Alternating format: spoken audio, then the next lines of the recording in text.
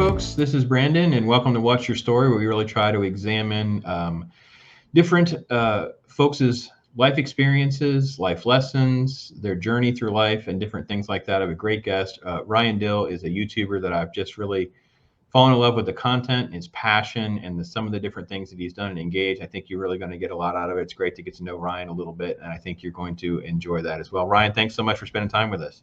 Thanks for having me, Brandon. I'm really excited to talk with you. I love the concept of the What's Your Story and what you're trying to do here. Yeah, it's just going to be great to get back into post-pandemic storytelling and sharing. And Ryan, before we get too much into kind of what you do now, let's talk a little bit about your upbringing, where you were born, and kind of where you grew up and that kind of thing. Yeah, for sure. So I was born in a small city in Alabama called Jasper, population less than 20,000 people. And, I grew up with both of my parents and a sister. And yeah, it's always difficult to think, because your childhood is just your childhood. So it's always difficult to like reflect back on it and think, what are the things worth saying that are unique? But I think for me, that kind of just the piece that I just said of, growing up with both of my parents in a smaller city feels kind of unique. I know the people around me, like in the neighborhood I grew up in, it wasn't the best neighborhood, but that was one of the things I noticed when I was younger, is that not everyone had both of their parents. And so it's one of those things that as a kid, you don't like, I was aware of it, but it wasn't something I was consciously thinking of. And it's just more so something that I see now that I reflect back. But yeah, that's probably like in a nutshell, me growing up as a kid, just a small town kind of guy, not in the best area. What do you think is one of the biggest benefits of having both your mom and your dad compared to families that were broken? I think so. There's a few things. There's pretty big impact that I think it had on me, just because my parents' temperaments were kind of different. So my dad was very much, the authoritative type parent of like, this is what you're going to do. My mom was a bit more relaxed. I could always, probably the best way to contrast it. So I played basketball when I was a kid, and I would always remember after a basketball game, no matter how I played, my mom would be like, you did great. All those sort of like positive reinforcements. And no matter how well I did, my dad always had a critique for me. And so I think very early on, just having that balance between the two of them, it showed me that there is room for praise, but there's always room for growth. And I think it enabled me to accept criticism and adjust, even if I was, doing well or perceived as doing well. So during that time frame, you went to high school. What were your thoughts or ambitions about going to college? Kind of like, what was your, I always find it interesting. People usually change their major 3 times, but it's always interesting to find out a little bit. Like, I know, like, what was I thinking when I was like a freshman versus when I was a senior? And then once I actually got into it, talk about your journey a little bit through that. 'Cause I know there's a lot of kids, they go to college, they might have taken out a loan, they might have to go to school, maybe they can't go to junior college first. There's all sorts of different paths. Talk a little bit about your path, and then what's your takeaway been from that? Yeah. So college itself was never in question in my head. I think my parents pretty much had it set in my mind that college was going to be the path, because for most of the careers that financially, as well as like from a fulfillment standpoint, would pan out, they would require school. So I don't think either of my parents ever tried to push me down any particular like tract of college, but it was definitely not a question in my mind that after high school I was going to college. So that was for sure going to be a thing. Throughout high school, though, I was not, at some point, I think I had became sure that I was going to go into physical therapy for some reason. I don't know why, because I did not like, well, I kind of do know why. I didn't like hospitals. I didn't like the hospital setting. I didn't like most things directly in medicine. I was always very like weary of needles and all those sorts of things. But when I played basketball, I got injured as a sophomore, I think. And I had to go into physical therapy, and I just met this physical therapist that was really great. And I was just talking with him. And I guess it was just at that time, so much of my life like was basketball. So I was just thinking, what are practical ways that I can stay, involved in sports? Because I played tennis as well, but I was just trying to think, like, what are practical ways that I can be involved in these things? And so I just kind of got into the thinking of like physical therapy. But like you said, I changed majors multiple times. I got out of that very We all quickly. do. We all Yes. do. And all then I you kids at realized what home, actually aligns. and any of you kids at home, it's okay. Try Yes. not to go too far in debt. Try to just, that's why I like to, a lot of my kids actually, they dual enrolled in high school and they went to junior college. And I was always such a defender. I'm like, do you think junior college English is any different than the regular English? Like, all you care about is that 3 credits and moving on, man. Exactly. Unless you're going to be an English major, you're going to teach. The rest of us, it's just a little checkbox on our requirements. Exactly. And if you transfer over to a 4-year school, your degree looks the exact same as if you went to a 2-year school first. It's funny because I do work in the medical field, and the job I'm at now is the first job that ever asked for a copy of my degree. The whole career path that I've had, and it was like no one ever actually asked for the actual copy. And I thought to myself, man, no one ever asked. Like, it never came up. Like, do I really need this? I mean, what did I pay for here? This is crazy. Yeah. Well, I'm in tech, and eventually I landed in tech, so that's where I am now. And people, I've never shown my degree either. My first job actually got prior to graduating, so it required the degree that I have. But I just said I had it, and then I went into the interview, and then I explained, oh no, I'm graduating in a few semesters, and then I just got the job. And every job since, I've never had to show it. I've never even really touched it. It's at my mom's house. Like, she has my degree. It's not even in your house, right? All right, I'm going to talk to your wife and make sure she gets a copy. Yeah, she probably wouldn't mind if I had a copy here. Yeah, it'd probably be good. All right, so we have a long road to go before we get to, Ryan's YouTube channel and some different things like that. He talked about tech and that kind of thing, but let's talk a little bit about your thoughts on that high school time. Let's go back to that just for a brief minute about some of the people that were very influential, because you talked about, college was always kind of in it. You kind of, I'm going to stereotype pretty high level here.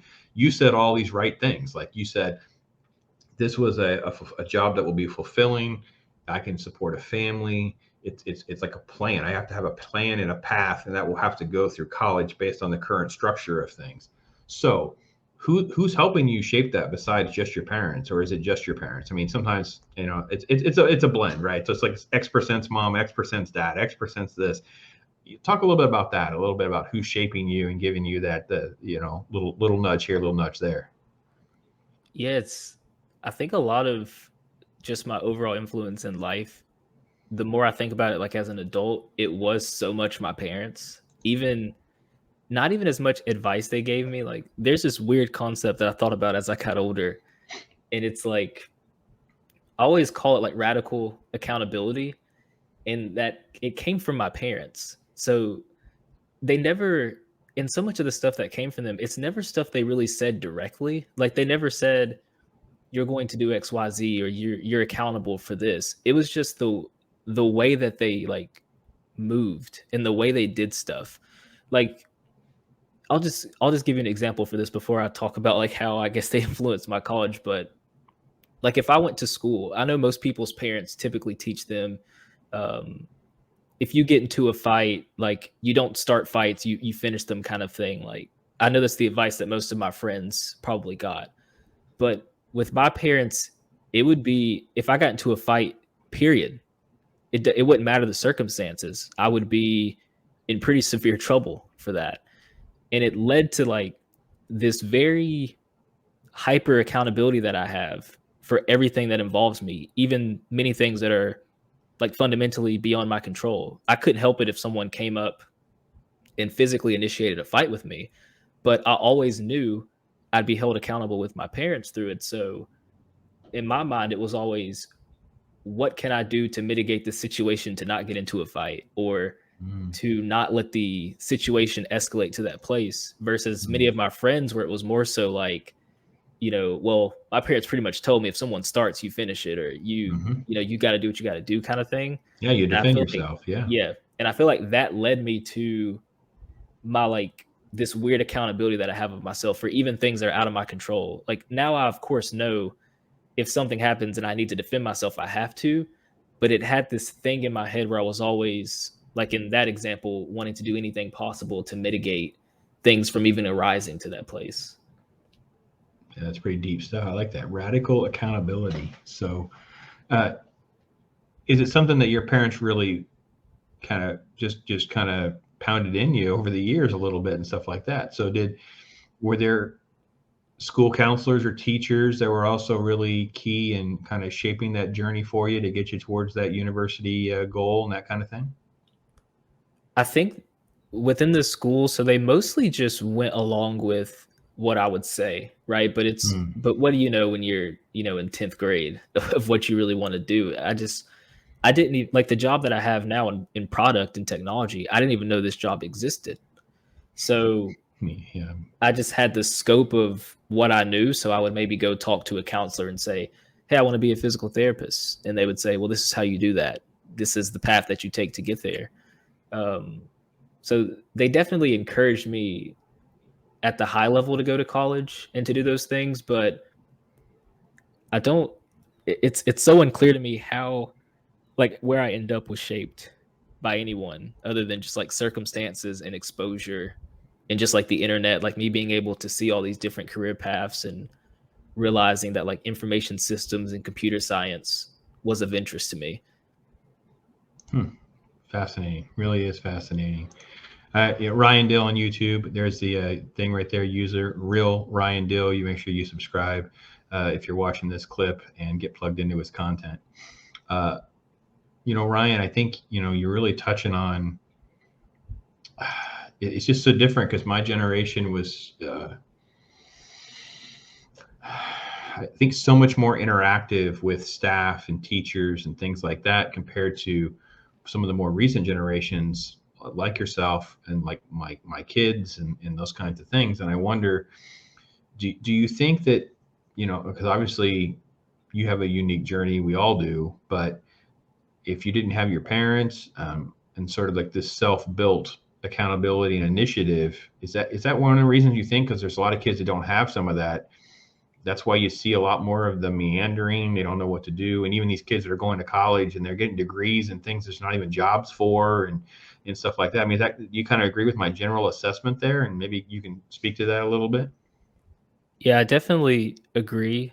I think too, it's like a natural. There was something naturally within me that was always kind of, I don't want to say distrustful, but skeptical, I guess, of most things I came in contact with. So when people just talked about college in general being the path, I never just assumed that. I kind of always looked into different majors and then different jobs. And like if you would have asked me when I was in high school what my goal was to go and make the average salary, because I had no concept of how much it actually took to like live and to exist and to thrive and to save for retirement and all these things. So my goal was pretty much just, average, because I wasn't coming from an affluent family or anything like that. So to me, that would have been, a step up.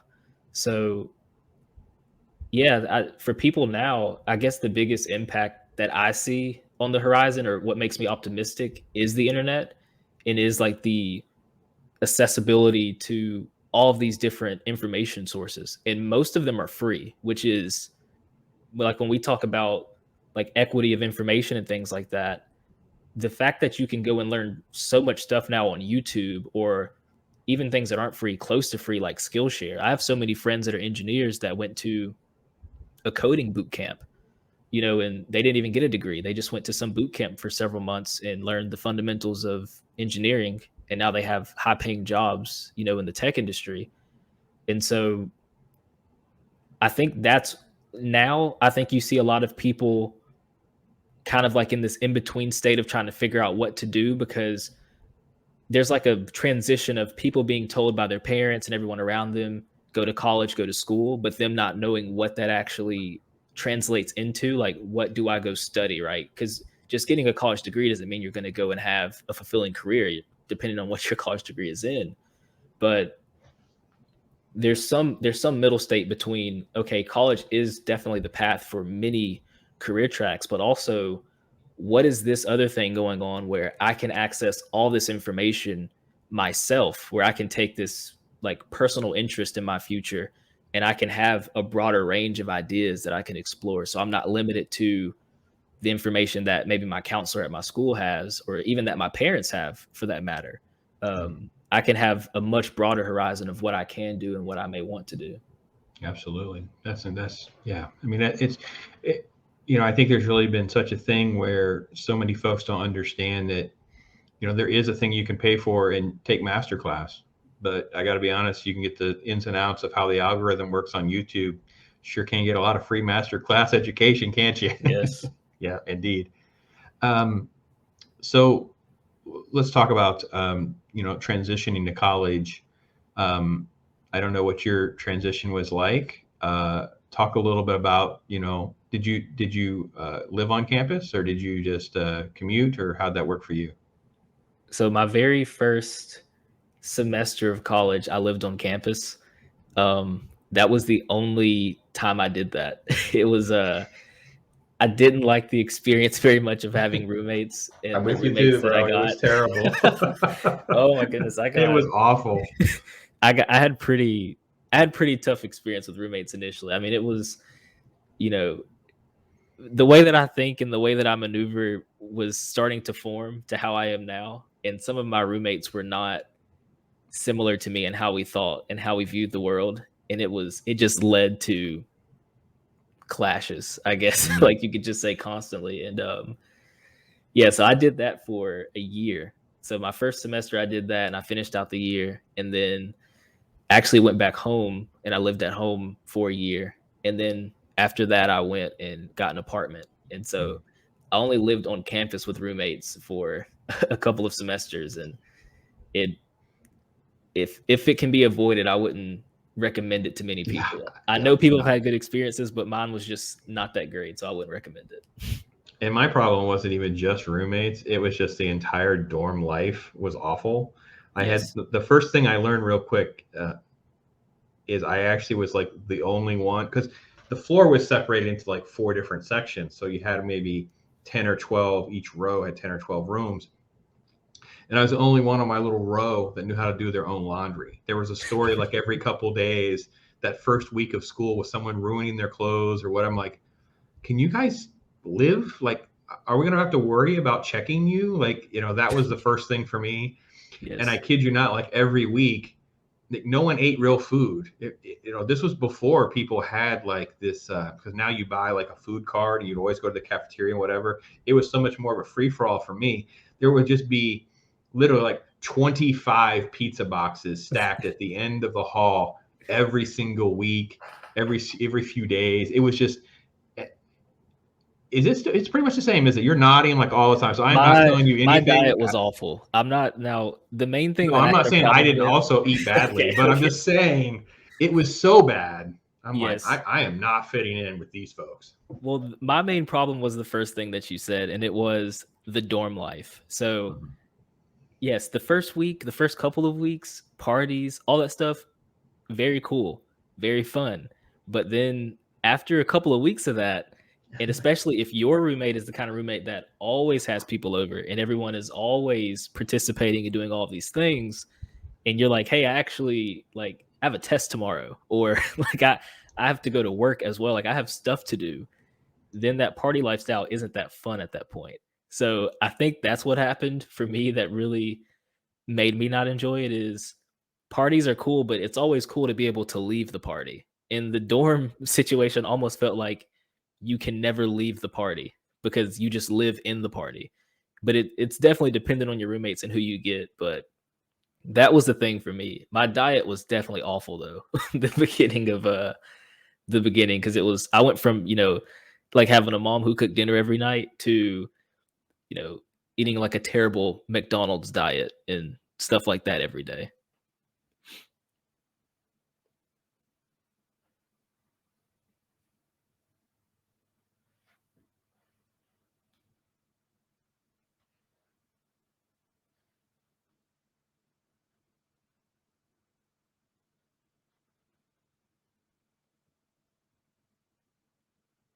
Oh, I think. Oh, there we Oh, go. that was weird. Sorry about that. No worries. Yeah, that was yeah. Okay. So yeah, we'll splice some of this together, but I mean it is what it is. No But worries. reality is when you use StreamYard, folks, what happens is you will have things that pop up on your computer and it puts them very, very close to this giant red box that says end broadcast. And if your mouse, when you're trying to get that out of the way, because you can't see the screen, I can't see what I'm doing if I don't close them. But if I close it and I am off by, I mean, it's less than an eighth of an inch, you hit the red box. So I have to learn to drag that to my left and then close it. I probably hit the red box. That was totally me. No worries. There we go. We were in the middle of learning about Ryan's dorm life and party life. And I'm with him because I'm like, I actually have like hard classes. I've got to study, folks. Exactly. So y'all need to just get on out of here. Yeah, it was rough. Yeah.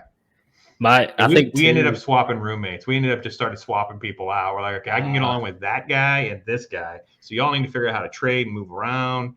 It was crazy. So yeah, go ahead. You were talking about that too. Like after a couple of weeks of this, it was like real clear. Oh, there's a huge party life atmosphere, and there's like some people who actually want to pass the classes that they're paying for. Yes. I think, and eventually I met my best friend like at school, but me and him share a similar story of like, we both had this idealized version of what college was going to be.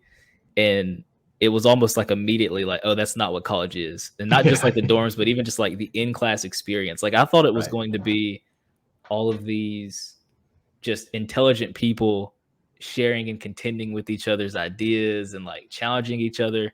And I just very quickly realized that was not the case. I was like, oh, these are the same people from high school. They're just in college now. Like, I don't know why I didn't realize that at the time. Yeah. And I'm going to go one further, and because maybe this reflects badly on high school teachers, but some college professors, they're not the brightest in their craft as a whole. I mean, there are great teachers, and they went to school to be a teacher, and they're passionate. And I always say, the younger age they teach, the more likely that that's what they were into doing. But when you get to like high school biology, they went to school with me as a pre-med major.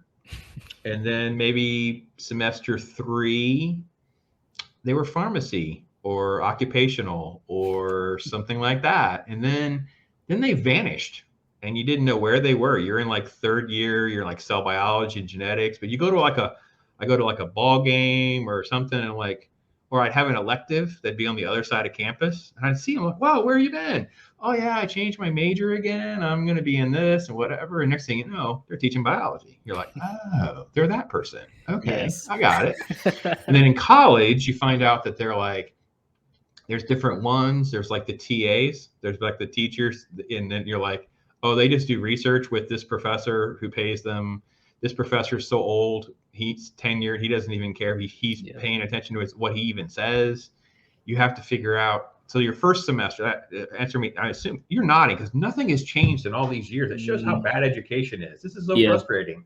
That feels pretty accurate. And even worse is some of like the direct opposite of what I expected of, oh, we're going to be like having all these challenging ideas and views and conversations. There were a handful of classes where I got that, but they're like, they stand out so much because they were so few and far between that I really remember them. And then I remember some where I thought that was going to happen, but then when the conversation started, they would have got shut down. Because one of my first things I remember was I was sitting in this class and the professor asked it in such a weird way, but the question was something along the lines of, do you think women are paid equally or fairly to men or something like that? And he said, like, if you think that, then raise your hand. And here I am sitting like in a auditorium sized classroom of people and just like slowly raised my hand because first of all, his question was very obscure. So it was hard to know exactly what he meant, but I felt like I understood the premise of what he was asking. So I raised my hand and then he was just asking me like how I think that's the case. And like earlier when you talked about early influences, like I got lucky and came across like people like Thomas Sowell. I had read some of his books. I had watched some of his old interviews.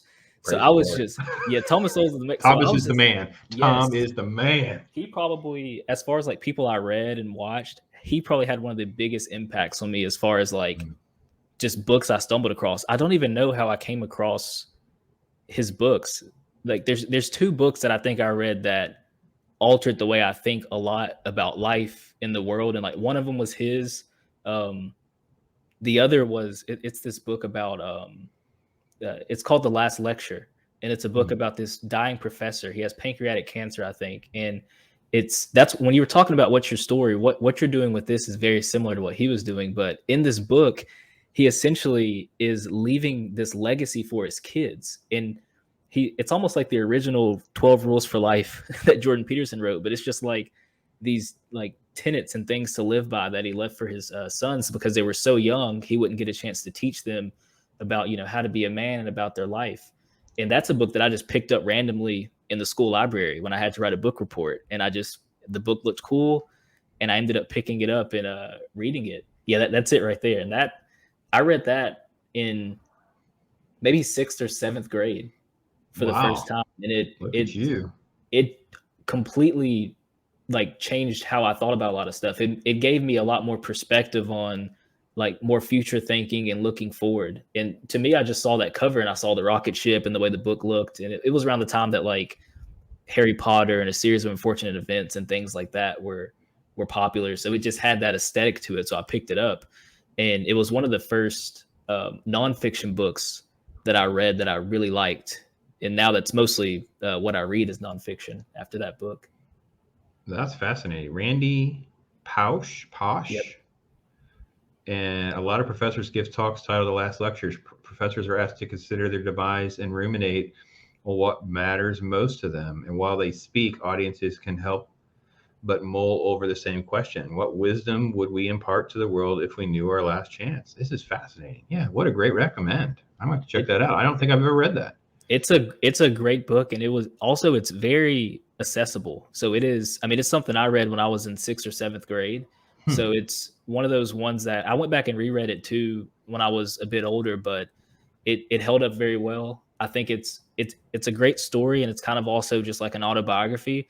But when you read about it and you kind of read his intent for writing it, and that he was leaving this for his sons because he knew he wouldn't be there to see them grow up and just to pass on all these lessons to them, it's a great read. Fascinating.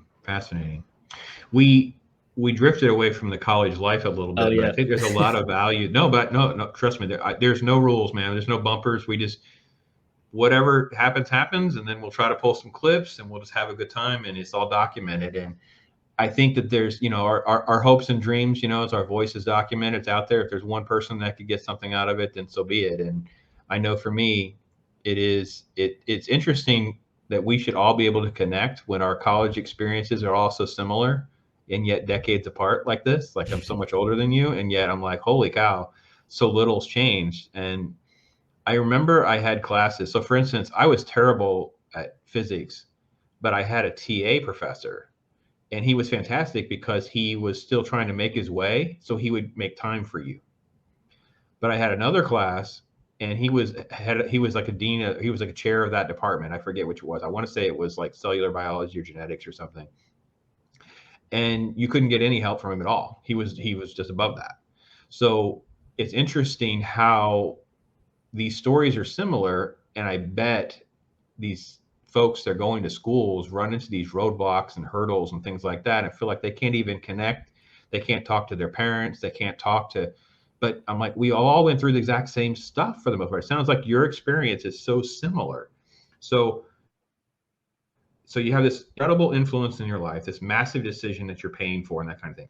Talk a little bit about maybe an obscure class that might have made an influence on you, an impact on you, or professor even, maybe, I don't know.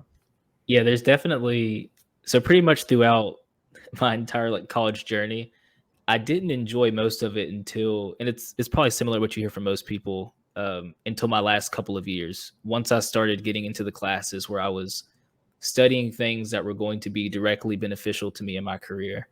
But prior to those classes that I just enjoyed because I enjoyed tech, I enjoyed learning about how to build like these world-class products and design things and all of that.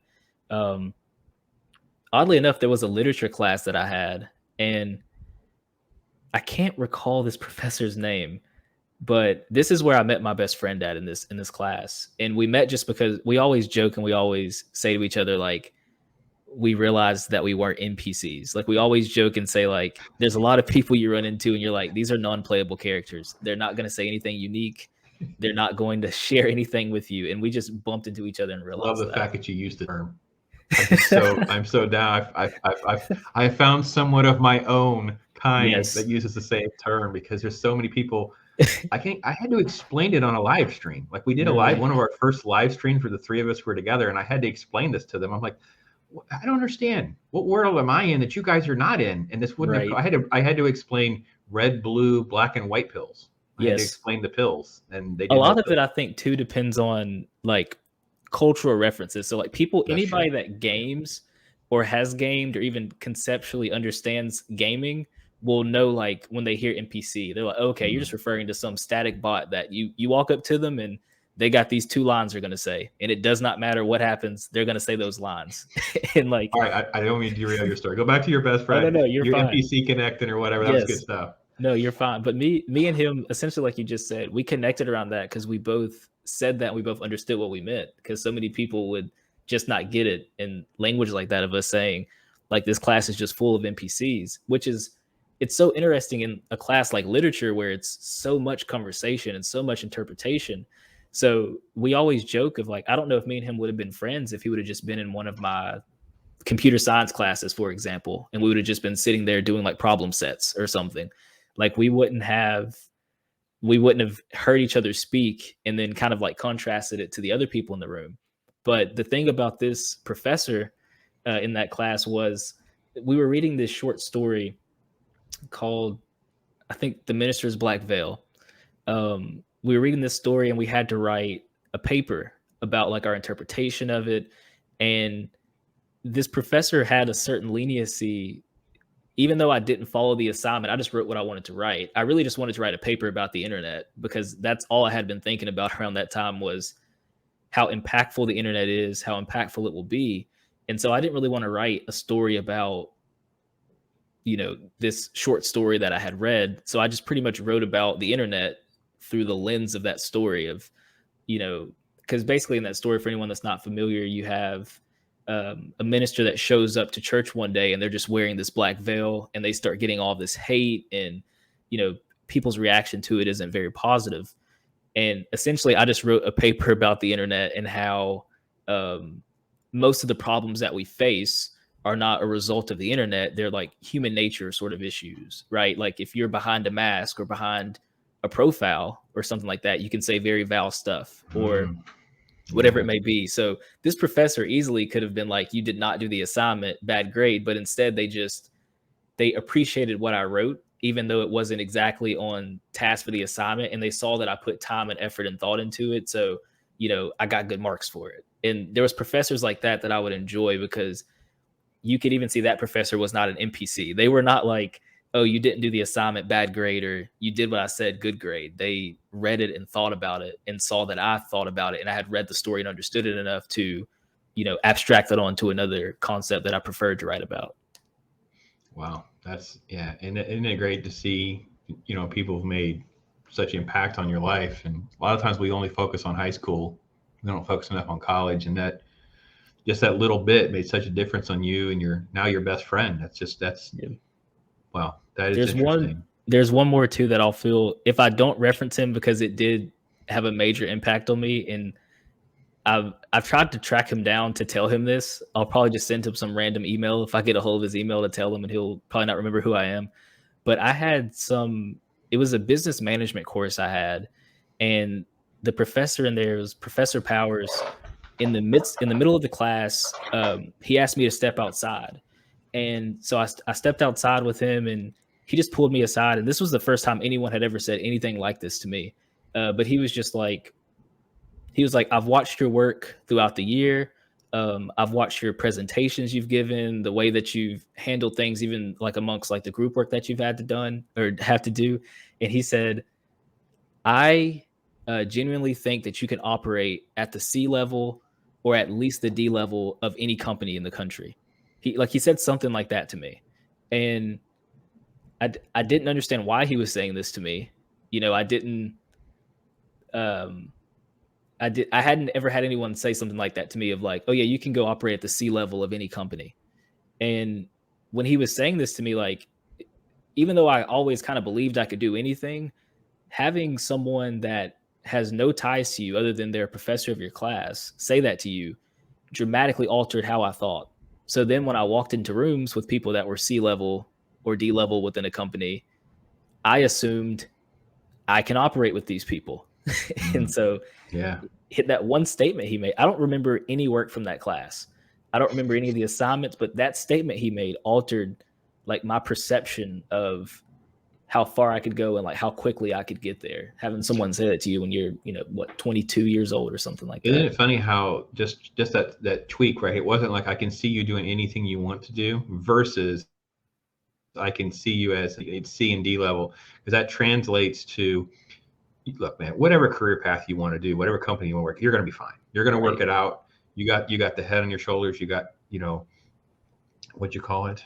The accountability. What was your phrase? Radical accountability. You have it, man. And that's these belief systems and stuff really do shape and guide you. And, as a parent, you try to get that in your kids, and it's good to know when somebody outside of that, gives you that confirmation that it's there. And I think that's what you were saying. So that's pretty awesome. So, absolutely.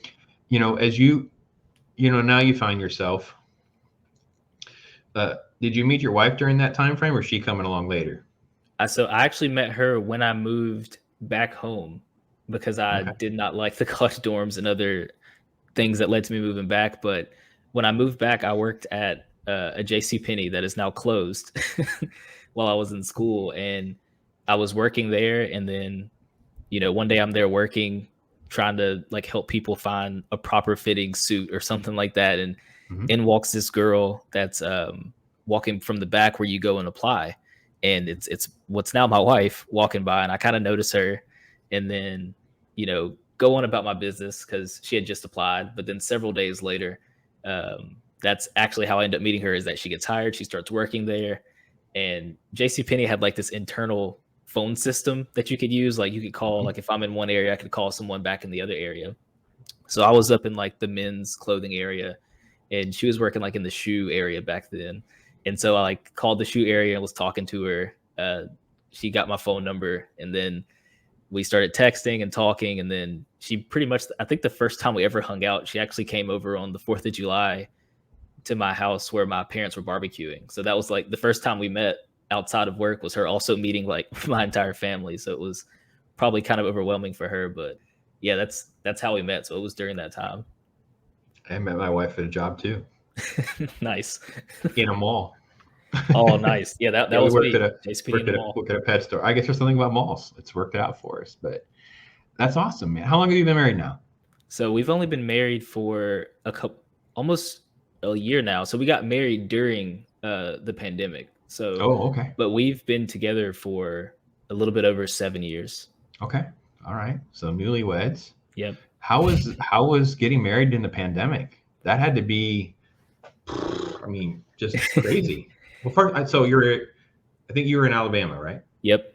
So what is COVID like in Alabama when you were getting married? Like, is that like a ton of loopholes and hoops to jump through? And we're very fortunate for our disposition. So like, it didn't affect us too terribly, because we both would want to have like a small guest list, a not super crazy ceremony. So it didn't really impact us too bad. We had, our family, the people closest to us. My best friend was there, but then outside of that, everyone else that was there was family. So that element didn't impact us. But as far as COVID in Alabama goes, it's been very interesting here. I think you're in Florida, so y'all probably also have interesting flow, like especially when you contrast it to the news of like the major state cities. Of Florida, baby. Free state of Florida, and it is not what you see on TV. We are all fine. There's not blood flowing through the streets. Exactly, and here that's mostly how it's been. You've had your people that from the beginning, like symbolically, like would not wear a mask, right? And it's like, and then you also have people that you see as well that like symbolically you'll see them driving in a car by themselves wearing a Wearing mask. a mask, So jogging it's down like, the street, walking yes, their dog. It's like, okay, right. fair So enough. you saw both here, but people, I think it was pretty consistent here is what I've heard from like a lot of my friends elsewhere. And it's that initially when the pandemic very first hit, everyone was very like, okay, let's see what's going on, let's learn more, let's figure this out. um but I think that in Alabama as well as like Florida, Texas, some of these other states, that fear expired sooner than it expired for other major Mhm. cities and other places, because I feel like many people, once we got more information about it, things started to lax. But some people, I think, as more information came out, they maybe had an endpoint in mind that wasn't possible. So they still continued to act as everyone else was acting in the first maybe like 4 weeks, for example. Hmm.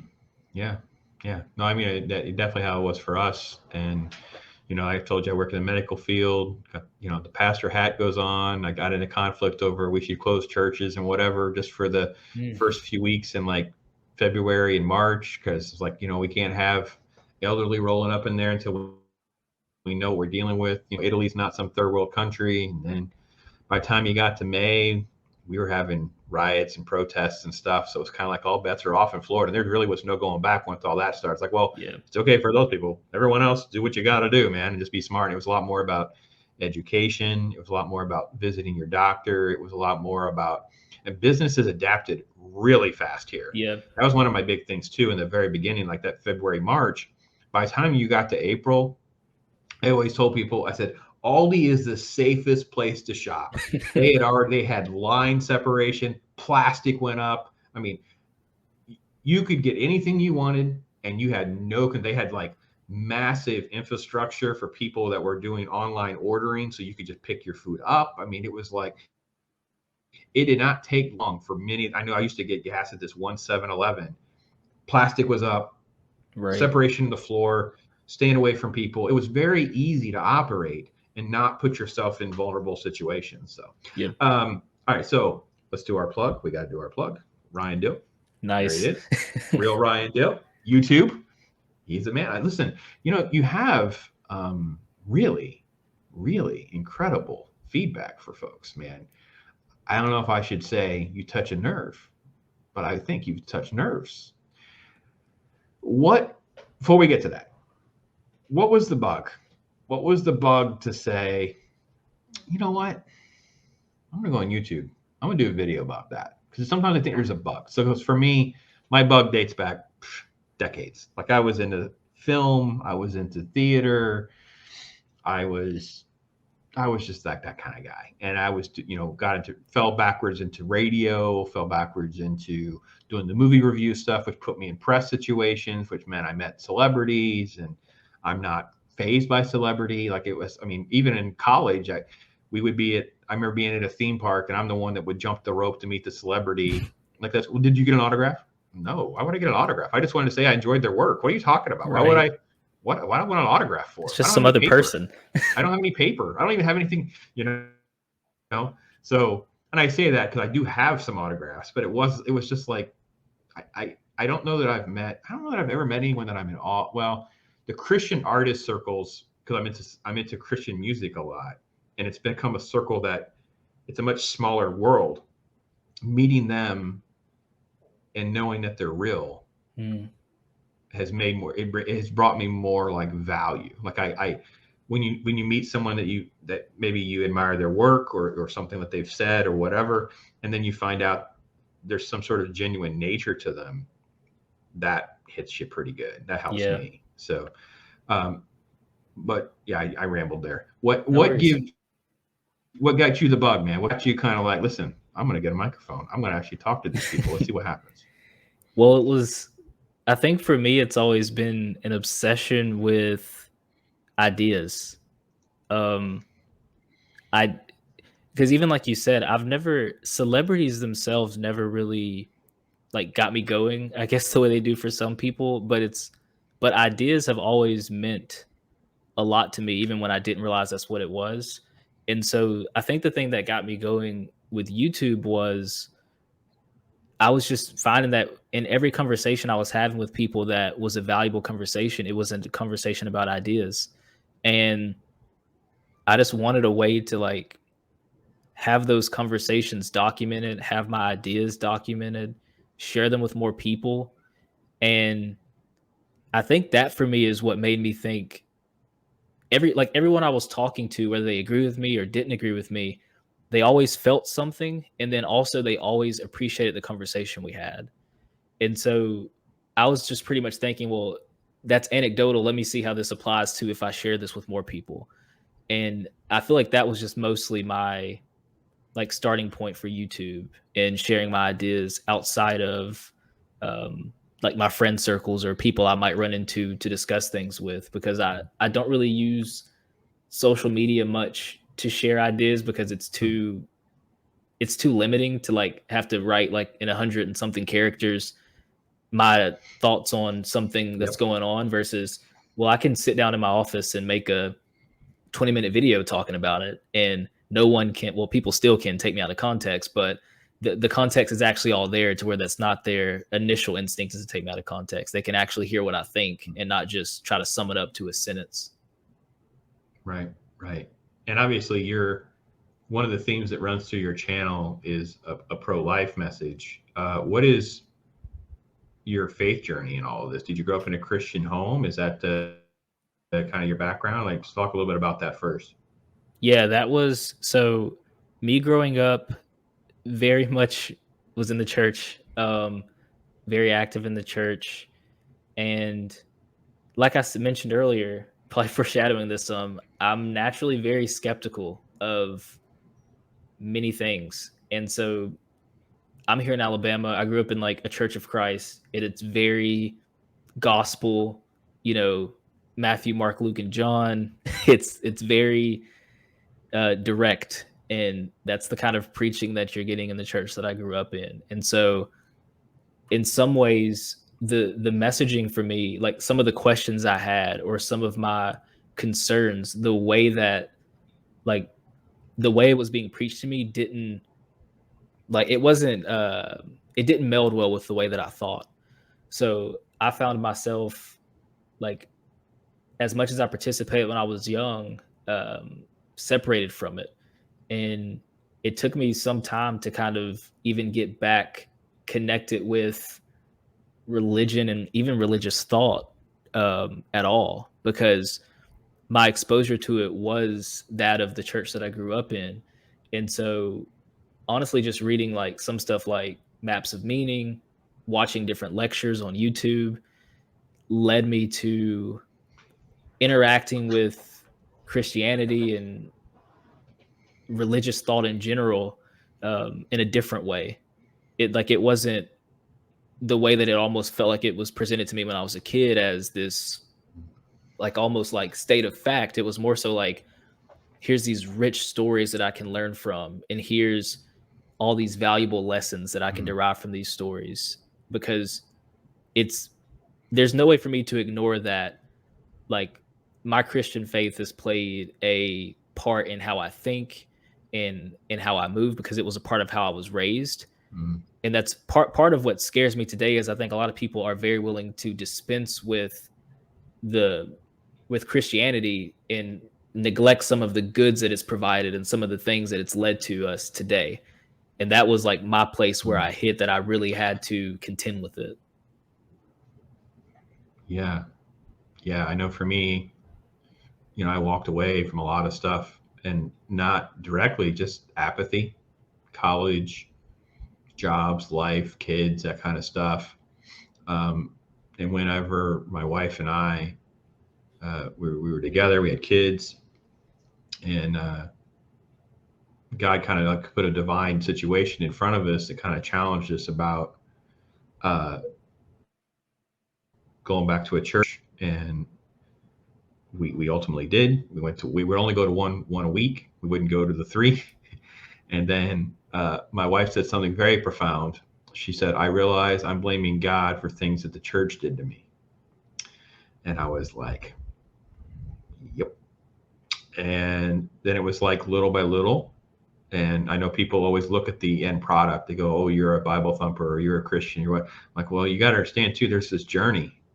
That first 6 months, it was almost like an everyday mental battle Yes.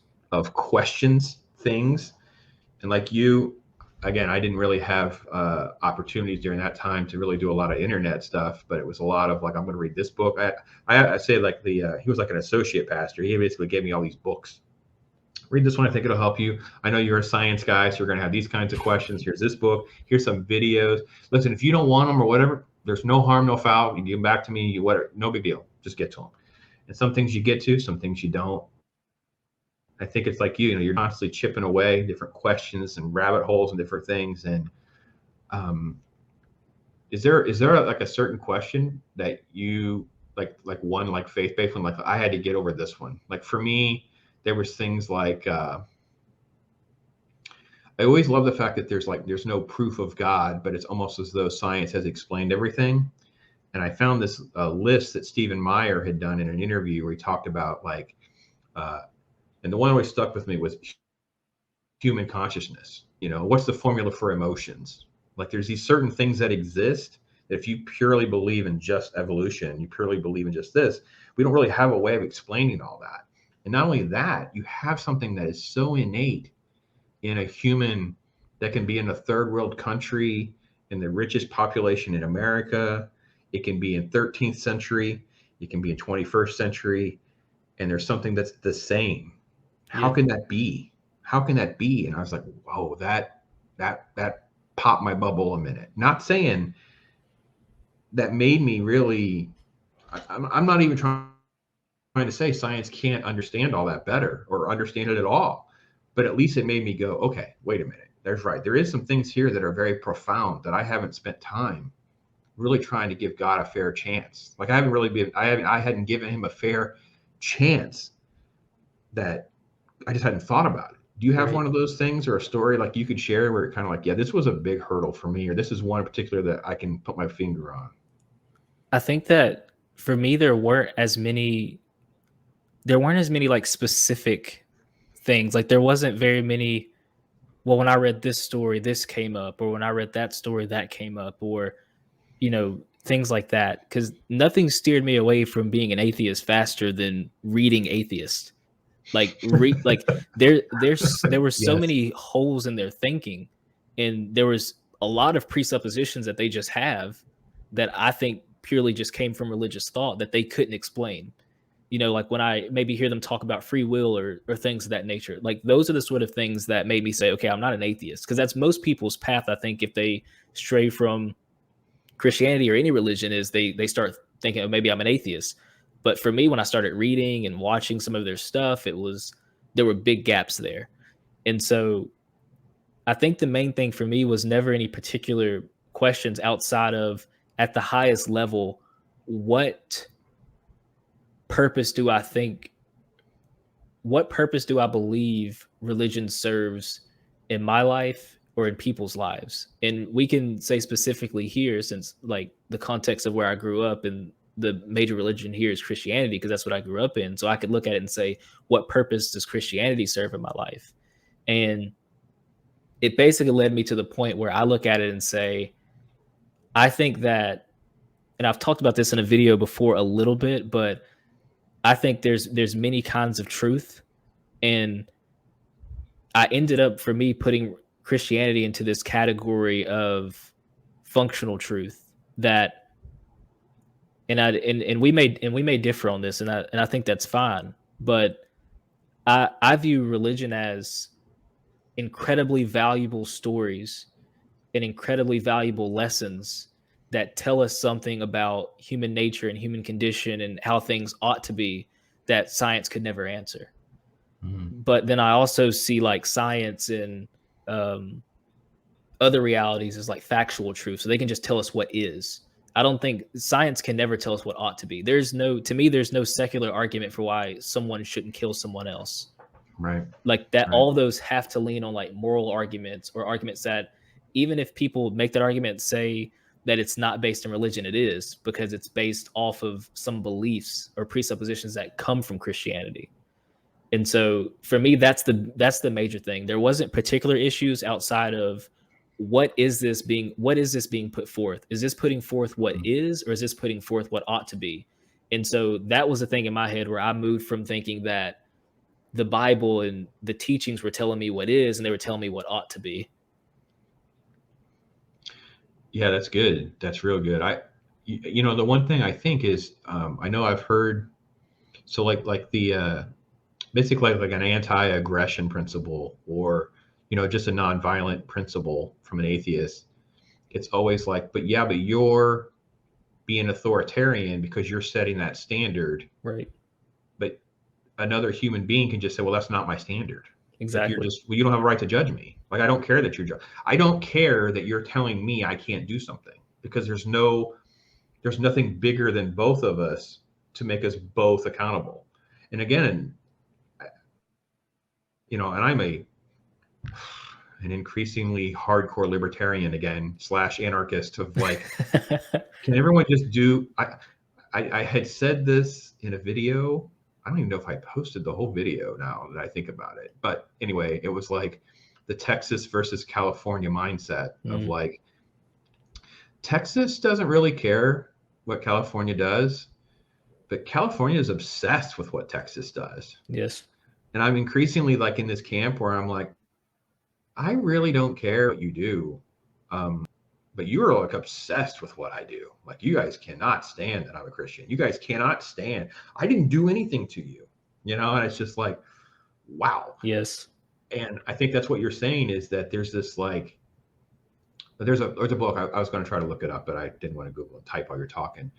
Frank Turek did one called Stealing from God, and there was like an acronym or whatever, and it's the same kind of thing. It's like,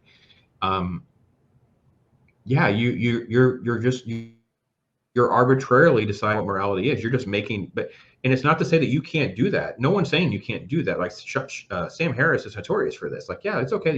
You can absolutely say that's the right thing to do, and we all can live into that bucket, and we can agree.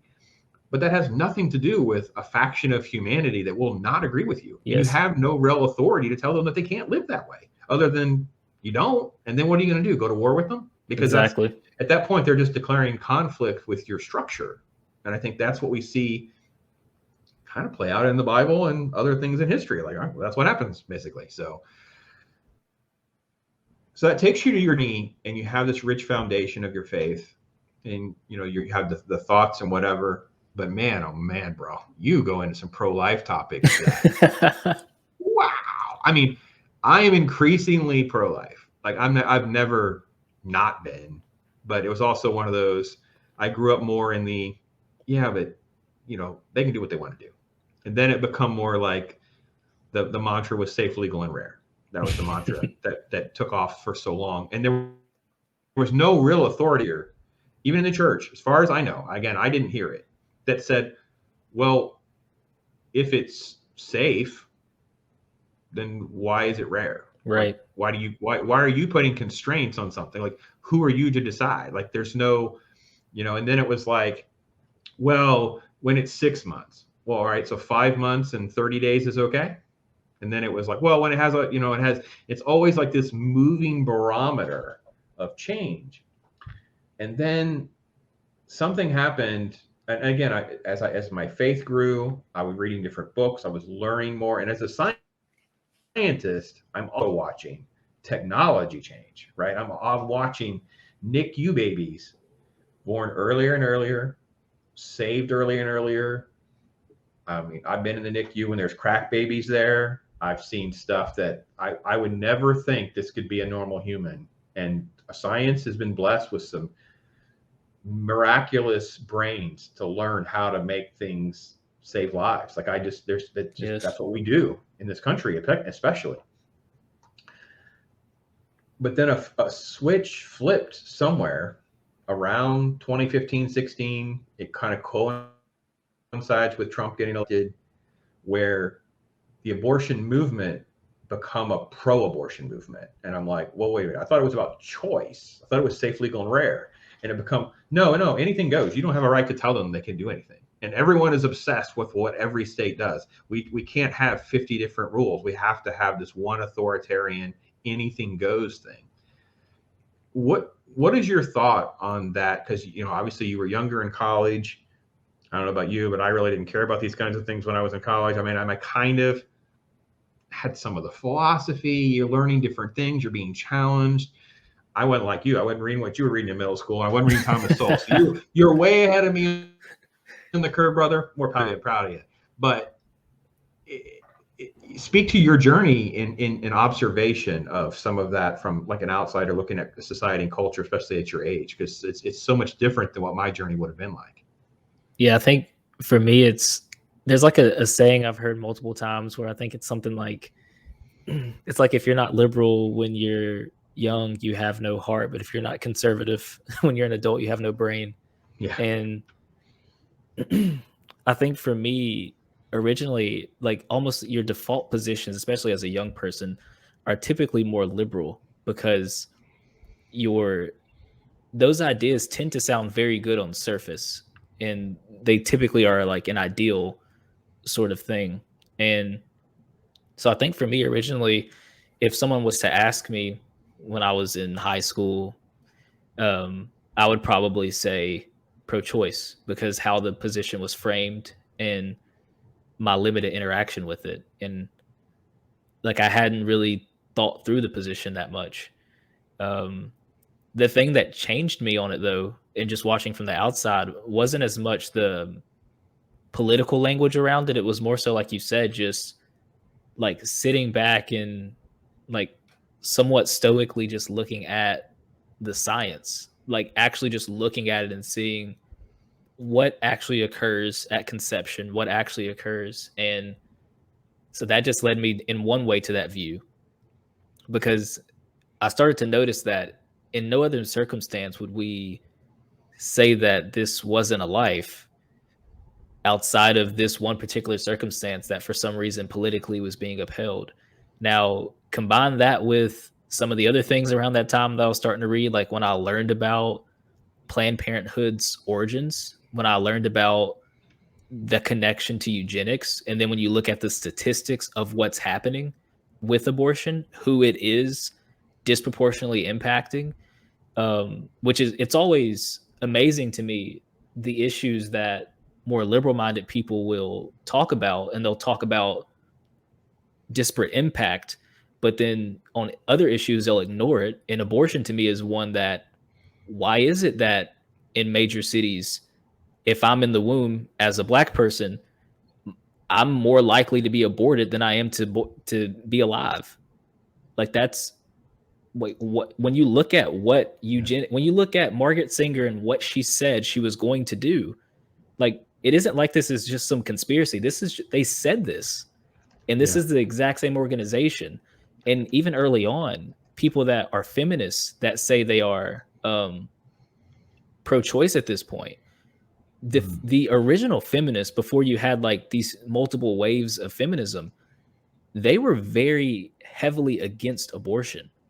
They talked about that as like one of the greatest sins against humanity. They talked about how like that's the ultimate freedom for women, is to be able to have children and control that. But they weren't talking about control it in the way that people have tried to flip it now. Like they were very against abortion. And so for me from the outside, it's all the conversation ignores so many of the facts of what abortion is. They also just fundamentally ignore, when they talk about like bodily autonomy, they ignore that is another being. And the video that I made that got so much pushback and people upset about, I wasn't even necessarily saying like, hey, I'm pro-life, here's this, that. I was saying this conversation is not being had with the appropriate weight that it deserves. Because everyone is talking about, oh, this is all about trying to control women, or men can't talk about it and things like that. And I'm saying, no, this is a conversation about where does human life begin? And then when does protection of that human life kick in? Anything else around it is a lot of political distraction to have people talk about intersectionality or who can talk about issues or whatever it may be. But let's not get away from what this actual conversation should be about, which is where does human life begin? And it's any place, like you said earlier, any place where you draw the line, if you say 6 months or whatever it may be, those are all arbitrary selections. The only selection to me that makes sense is conception. Like there's no other, I don't see another place to draw a line that isn't arbitrary or based on feelings. That's the only line I see that I'm like, no, scientifically, this is when you have a unique being. This is when you have your own blood type. This is when you become, you're still developing, but this is now a new human that is now in the process of developing. And With that's, it's, unique DNA and a yes. unique heartbeat and everything. And it's very hard to deal with that as an actual, like to me, if you have that, then you get into a very hard place of, okay, so when do most women figure out they're pregnant? So it's not an easy conversation. I'm not saying that I don't have any like fears of abortion being entirely illegal, but I just hate that when we have the conversation, we don't have it with the weight that it deserves, that we don't actually talk about the real issue that should be discussed when it comes to abortion. Yeah, I want to share, so folks that may not have ever seen one, I take heat. I take heat all the time for using these cartoons. This is a Margaret Sanger cartoon of one of hers. There are others, and this is not even the grossest one. This is just one of just the proud approach to killing babies, and then just the idea of, and obviously most of her quotes and some of her stuff was directed right at the African American community, very, very clearly. There is no way to parse out the language and stuff that was being said and done, and Yeah. it's just totally been forgotten and glorified. She I believe she has a statue at the Smithsonian, which to me is one of the crimes against humanity, is that you would have something like that glorified. But yeah, it is. And again, one of the things that I spent, I mean, I probably watched your video twice when you were dissecting the Joe Rogan, Tom Segura interaction, because I kept wanting to scream through, go, listen, time out. It has nothing to do with that. Time out. It has Yes. nothing to do with that. Like, and I can't stand so many celebrities that will misrepresent pretty much any issue. There's a lot of that. And there's no real pushback on some of these topics.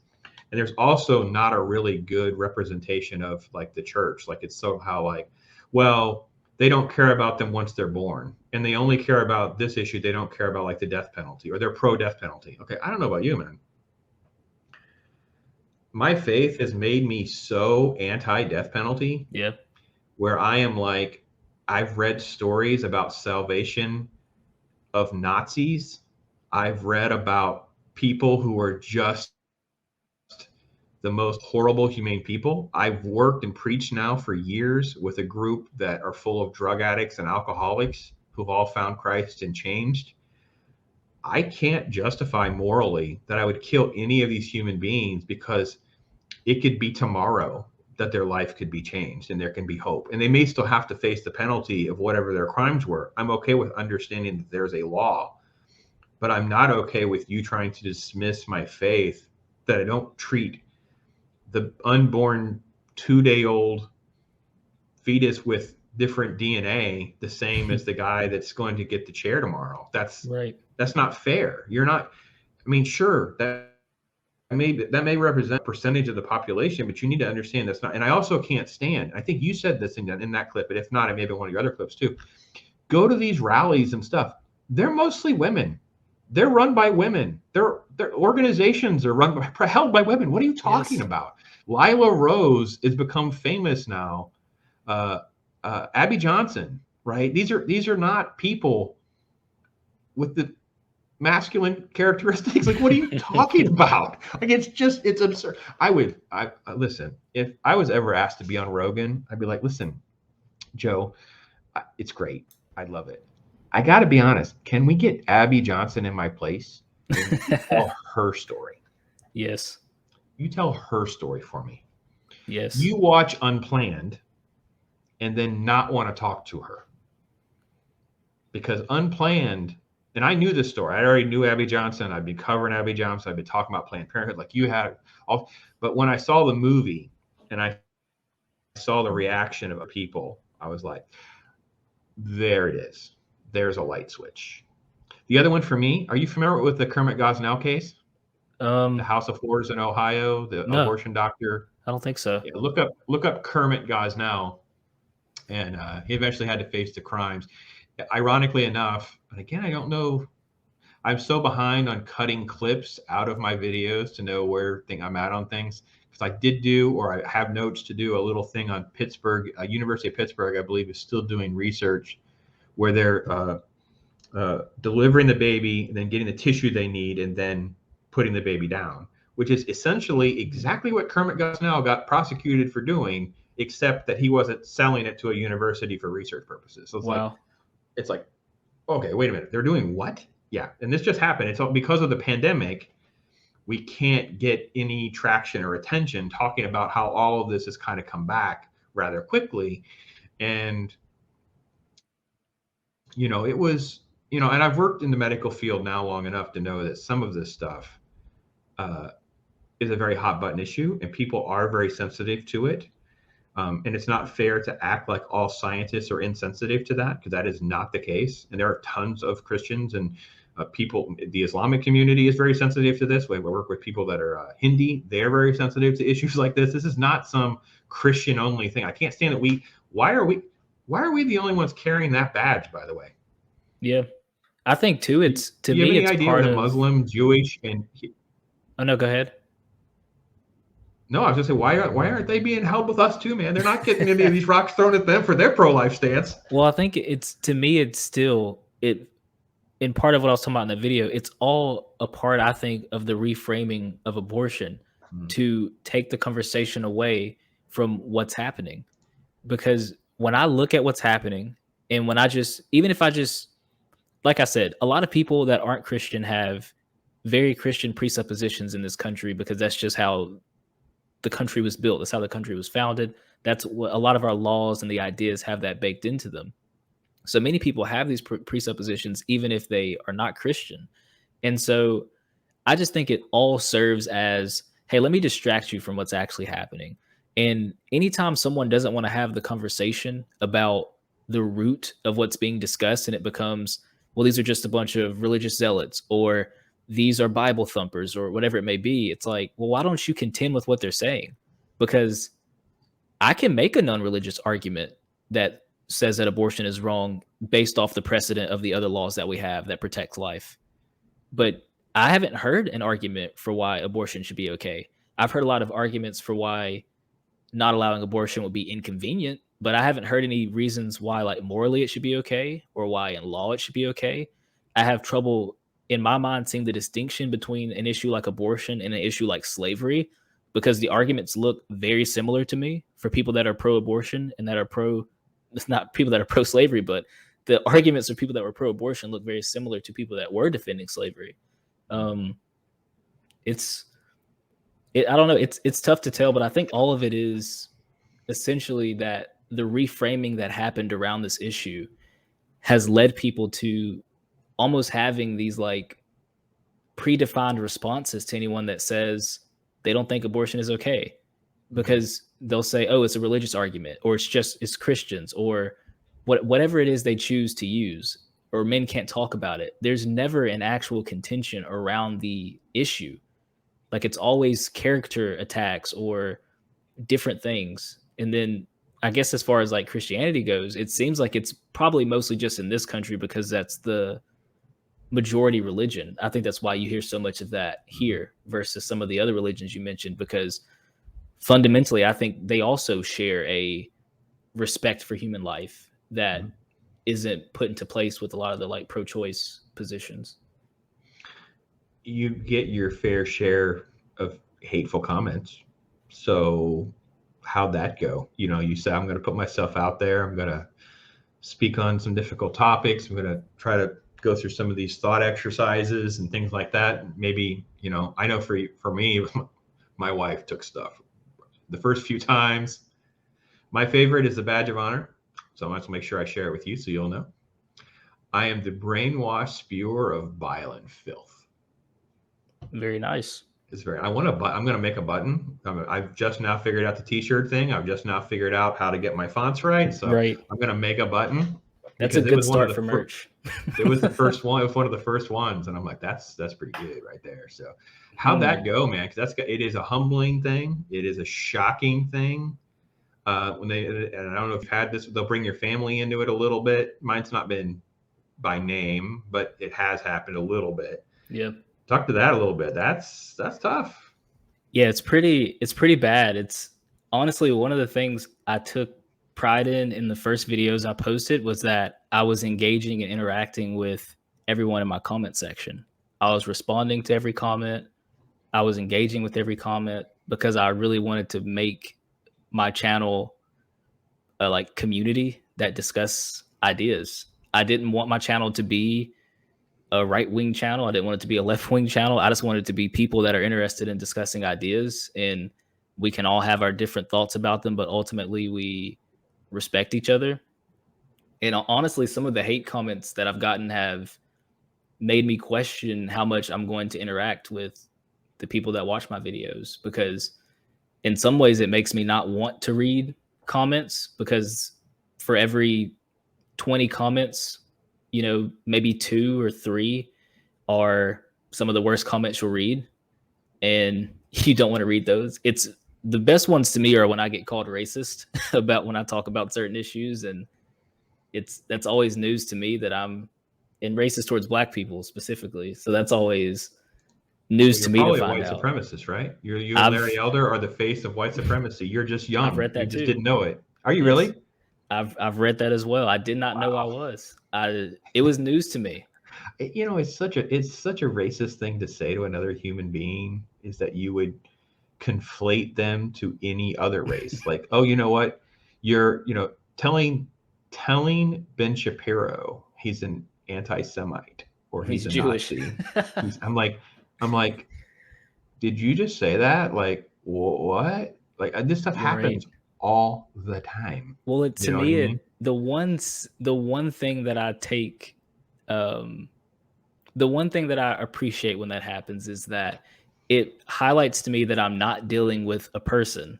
Like, I'm dealing with some kind of NPC or someone that's possessed by ideas that cannot entertain the fact that there is a Black person that does not think what they think every other Black person thinks.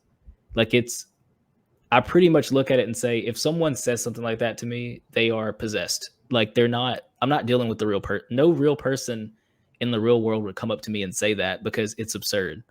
But through YouTube or through comments or whatever, or if they somehow get a hold of my email and email me or something like that, it's like, it doesn't make sense. Like, why would that, like when they say it about other people, like a Candace Owens or someone like that, they can say like, she's being paid all this money. But what about somebody like me? I'm not being paid any money. I'm not making any money from anything. I'm just talking about ideas that I think and that I believe in. Like, it's crazy that it's so unimaginable. I didn't mean to. I didn't talk about money in front of all these other people here. Well, it's like, didn't know we're doing that. So it's just crazy that it's so unimaginable to them that there's no way that I could possibly think what I think. It's I'm this or that or whatever. Or I've just watched all these. I made a joke the other day that I was like, and it might have been on a live stream that got taken down, but I said, I think a lot of people think that I sit in my house all day and watch like Ben Shapiro videos and Alex Jones and then go to sleep. And it's like, that's not what I do. I'm reading everything. I have a website that I get news from that shows me news articles from the left, from the right, from center. So it's like not hard to figure out. Yes, it's just because if I share my ideas about a lot of things that I talk about and they seem to be right leaning, like that doesn't make me a Nazi or some crazy thing that they may say. It's like, honestly, right now, culturally, big parts of the culture is handled and controlled by the left. So I'm someone that's going to critique culture. If it was the other way around, I would be critiquing the other side just as heavily. I had plenty of critiques of Trump. But people don't hear those things. They just hear when you attack, their group that they associate with, and then they start saying back these responses that they have pre-programmed. And it doesn't, like calling me racist, it doesn't even cross their mind how crazy that is, because they're so used to these responses they already have set that they're going to give no matter what. Again, I told you, we were talking before the show, I only have one nickname for one senator, and he's a Republican. Right. So, all right. So I have a culture war analogy for you because in Mm. the middle of all the pandemic, my family relocated, and I've decided that I'm going to try to scale back all of my movie stuff and collectible stuff and all that. Well, I have all these comic books, and I was like, oh, I got to figure out how to sell these, and the market changed and all that. So what I did not know is the culture war battle in the comic book world has been going on for years as almost like a precursor of what keeps happening. Like it's Mm. almost like the social justice. First off, all of art is mostly far leftist. Like if you go to any college campus, the amount of Democrat, Republican, conservative, liberal art majors is going to be like 98 to 2. And the Yep. two are like, I don't know, my parents are Republican, so I Yep. guess I mean, it's insane. So it was no surprise. But what I didn't understand is over the last several years that they've become emboldened and radicalized and aggressive to people that don't. It's like groupthink. You're out. You're out. And you're out. And you started to see big name professionals kind of get kicked out of the club, and they no longer work for Marvel or DC. Mm. Well, this one guy had started doing this YouTube channel, and it's like him on a cell phone, all that. But he hit on the nail on the head. So I'm going to run my culture war. I've taken what he said, and I read books and whatever. But I had this philosophy, and I think it really, the one thing I think they say, and this is what, so there's different words and principles. So one of them is endorsement, right? They believe in endorsement. So I'm having you on my show. So that means I'm now endorsing everything you've ever said or done, right? And you've appeared on my show. So if I'm a Nazi tomorrow, you're a Nazi, right? So it's just, there's a term of endorsement. So they can't handle who Joe Rogan has on his show because Mm. therefore Rogan has to agree with those people. He's giving them a platform. He's giving them a voice. Those things. So that's where that category comes from. They travel in packs. That's very commonly known. They talk to you like you're a child, even though you're an adult. I just saw someone being patronized, and the person's like 60 years old. And it's like, you're talking to them like they're a child. They're 60 years old. Like, what is wrong with you? Yeah. Anyway, but the one that's interesting is uh, basically like psychology would talk about like projection. It's, the way you think, the way you get your news, the way you see things is how you think everybody does. So they deify a politician. They respect the voice of a Hollywood celebrity. So therefore, when someone says something positive about Trump or what Trump says, they take it the same way they would take someone on their side. When we say, "Oh, I like this Hollywood celebrity" or whatever, therefore they take every single thing that person says the same way. So it's a weird projection of how they process and think that they don't really understand, and kind of like the NPC thing, they're Yeah. incapable of saying you're different than that. You're not. You're it. They have no way of conceiving what you're talking about. So it's the reason you were talking about race, but every principle of what you're saying is kind of how they're going to look at things. Everything you do is bursting a bubble. And I'm sure you have stories you could share where that's been the case. Yeah, it is for sure. I definitely think too, like even prior to having a YouTube channel, just conversations I had with people at work or, I'm I'll just be very frank. I'm in the tech industry, and the tech industry is very left. Um, but it's interesting because the industry itself puts forward, I guess, a mask of being left, but the principles in which the industry operates is not in accordance with a lot of those like left-leaning principles. And then many of the people I found within these organizations are also not left-leaning. There's there's something that happens that is I'll give an anecdote of a meeting I was in. I was in this meeting about diversity and equity and inclusivity at a company I was previously at. And there is this idea that silence is acceptance. So when you're in a meeting filled with a ton of people and they're talking about these principles they believe in for diversity, equity, and inclusivity, and no one is speaking out against it, you assume the people around you agree. And that was for me like kind of what I was thinking. I was like, does everybody agree with this? And then you start to realize as you have side conversations with people or chats outside of those meetings that a lot of people don't agree with it.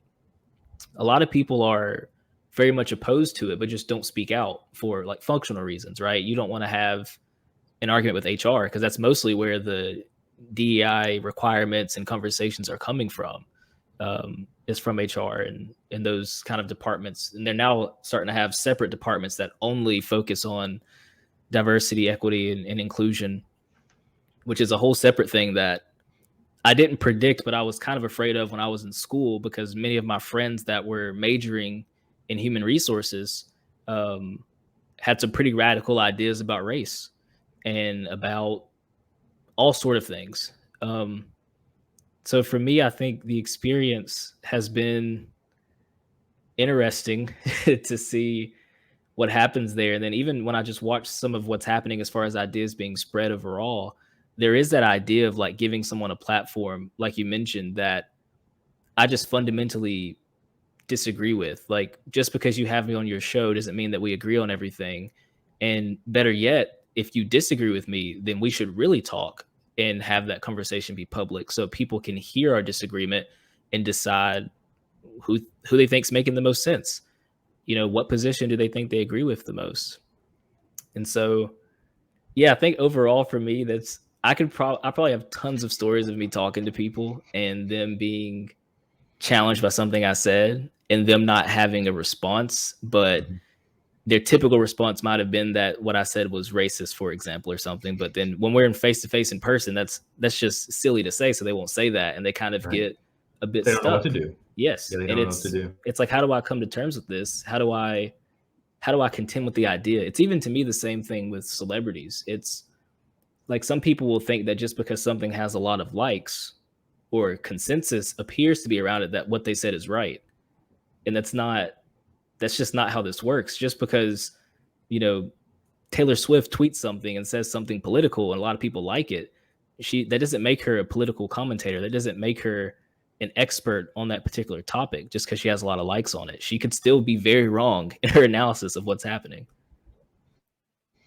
Well, and also I love the fact that there's like this weird belief of social media's data and all the information they're presenting is valid.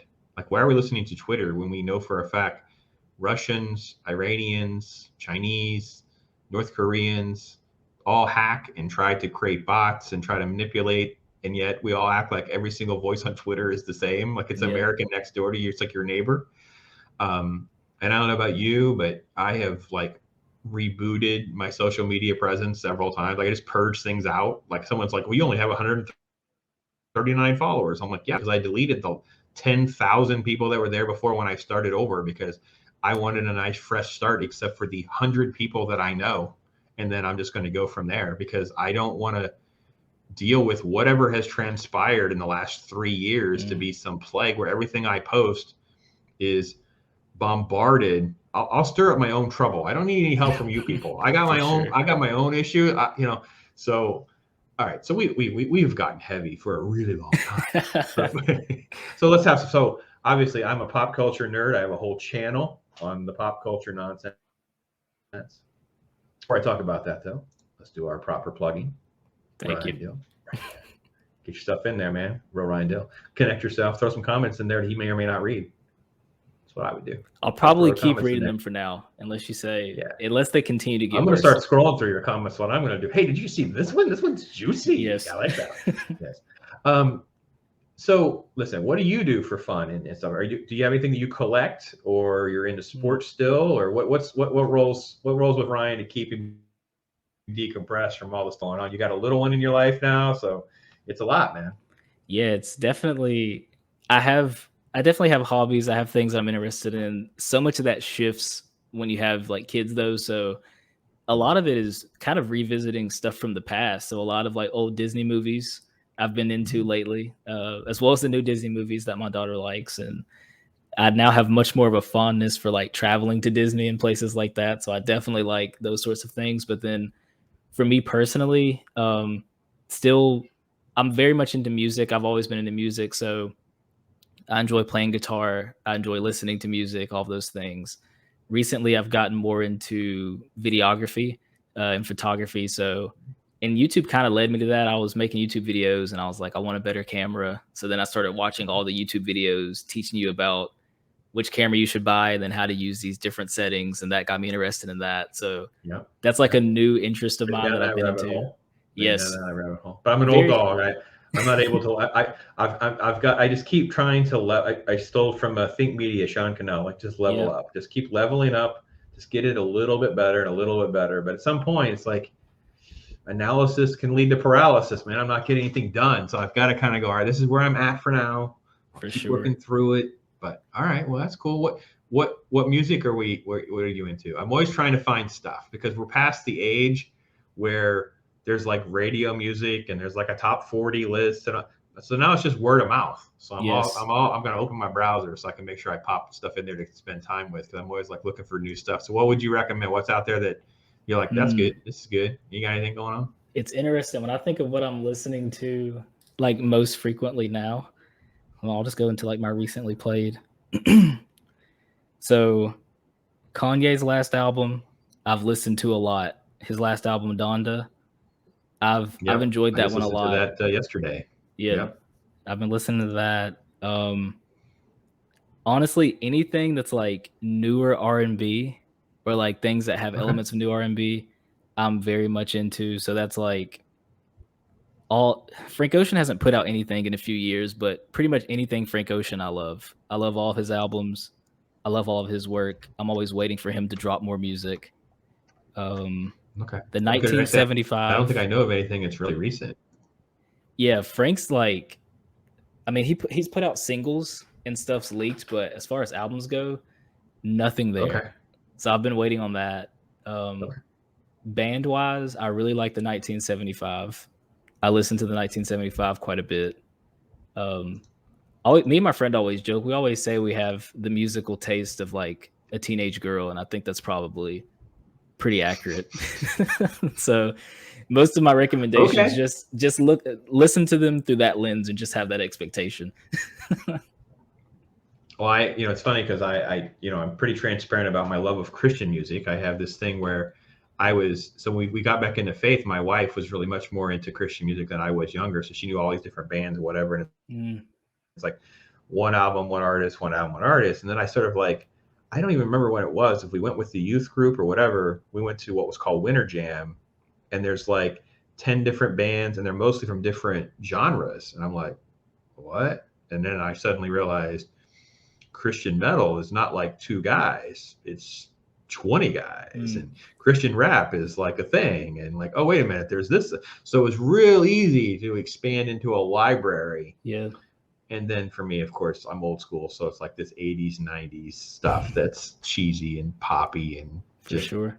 Yeah, so I love just the life of experience of music and how influential it is. So I'm interested in asking you in something though, because you hit me up, whatever. As someone who enjoys like Christian music, how do you feel about, because I've seen people pretty torn on this. How do you feel about Kanye's like last few albums, like this one, as well as like the Jesus is King album, and like some of his work that is definitely has religious influence, in some of the samples he's using and definitely in some of the subject matter. But like, what are your thoughts on that kind of music that is like, it's probably kind of a stretch to call that Christian music, but like, how do you feel about that stuff? Yeah, I am probably in like a bubble that's not as big as other people's bubbles, and I'll sound more like a Christian artist because I am one of my principles as whether I would teach the Bible or whatever, I would always try to tell people is the biggest thing about the principle of God that is exceedingly easy for me to point out to you is he is not trying to get you under his boot. God is not interested in throwing people out of the club. He has to throw people out of the club, but that is not what he's interested in doing. So I'm more interested in trying to find people who are being honest about their faith and their faith journey. And I do know there's going to be a long road with that. And I just saw, there's a film called Jesus Music that's just in theaters. My wife and I saw it on Sunday. And it's like a documentary of Christian music dating back to the 70s during this revival. And I learned a whole lot about different artists and things I really don't know much about. But what was interesting is the biggest thing, one of the struggles that most of them is the church won't tolerate them. They've gone too secular, or they won't allow this kind of music or what. And I'm more like, listen, whatever, let's go. So all I want is to know I'm happy for Kanye. I want Kanye to have a relationship with God. I truly believe in the Christian God is about love, and in that it will shape your heart and make you a better person. If you can learn to love God with all your heart, therefore you'll love your neighbors and become selfless. And just Jesus basically got it down to two principles because we couldn't handle 10. Because it's basically the same as the 10 Commandments, right? You have 4 that are saying love God with all your heart, and you have 6 going how you deal with your neighbors. So whether it's Kanye, whether it be, Audio Adrenaline, Skillet, bands that are, you got one foot in this world, one foot in that world. I don't really care too much. If you say or do something I don't like, I just like, yeah, well, I won't listen to that. So I'm more like, okay, I mean, I grew up listening to 80s songs that I can't imagine that I would ever listen to because I've read the lyrics in 2021, modern standards. I'm like, my God, that's what that says. Like, Yeah. how did I not? And I don't know how much is apathy, how much is just being desensitized, how much is, I don't know. And I got to be honest, I don't care. There's no reason to dwell. The world is too big. There's too much stuff to get really obsessed.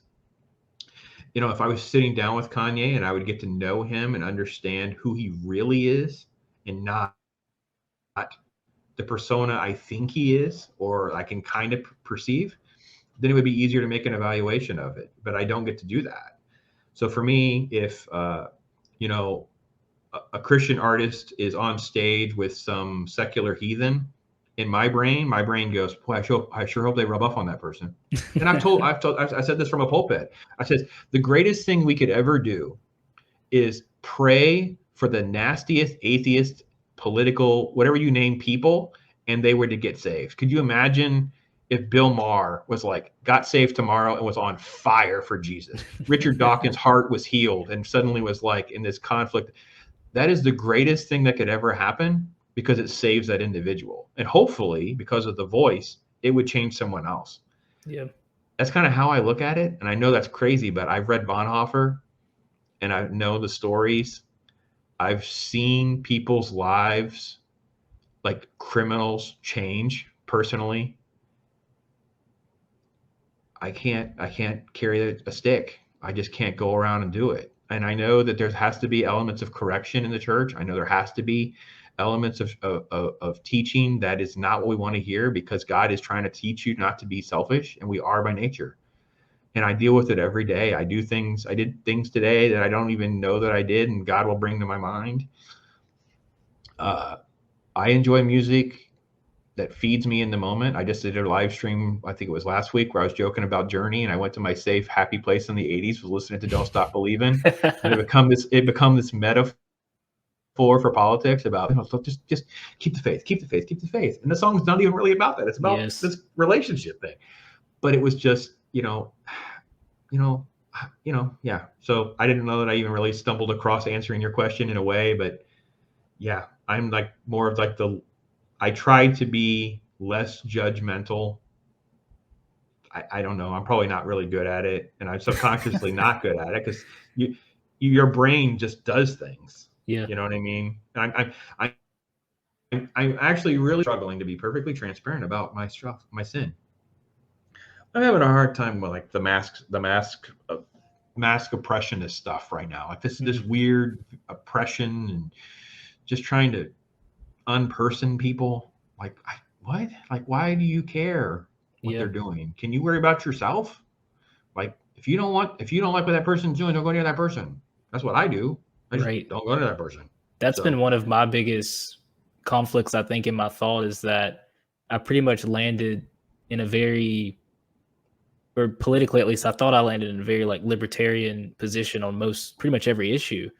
But that's always the thing that I try to balance is at what point should there be interaction or involvement between people? Because I think I do agree with you where largely it's like, let's leave people alone. But then it's like, because I want to leave people alone because I want to be left alone. But then also like there are some people in which I think require help or need help. And some of it is like the source of like, where does that help come from? Right. Because some of it's people that are all trying to say government's role is to do X, Y, Z. And then some people are saying no, communities should do those things. And that's always been my biggest thing with a lot of like libertarian positions I land on is how do I balance that like personally in my life? Like how do I then go forth and like help people where I can? And how do I like hold myself accountable for those sorts of things, especially since I think my disposition is rather individualistic to like think like, oh, I can do things and I want other people to be able to do things, and like how can I enable them to do stuff? Do you seek out starting up conversations with people like at work that you don't know well, but you've kind of you're always relationship building? I think Yeah. I think when our faith, that's one of the big things for me is when I can tell you when my faith like kicked in, because that's how I think about things now. I enjoy and I look forward to chatting with people that I kind of have. It's like an acquaintance meter, you know. I know they exist. That's like the zero, and then I learn a little bit more about them. Then I learn a little bit more. I find some people I have some common ground with, and it moves faster. And that's kind of where I'm at with that. Like, I don't know that it's about leaving them alone as much as it is, I'm not trying to beat them over the head with whatever issue they're bringing up, but rather just trying to be a sensible voice in the wilderness of chaos in this world. Like, maybe if there's anything they need, I could actually fill that gap. I don't know. I mean, opportunities arise when we make ourselves willing to be the legs to what God wants us to do. You know? I definitely agree with that. Yeah. So that's cool. All right. Well, good. Well, we kept going and going, so I didn't know where our deadline was. So, man, I don't know what it was. Maybe it is stirring the spirit, because I watched your videos and I just felt like there's just something special here, and I wanted to reach out and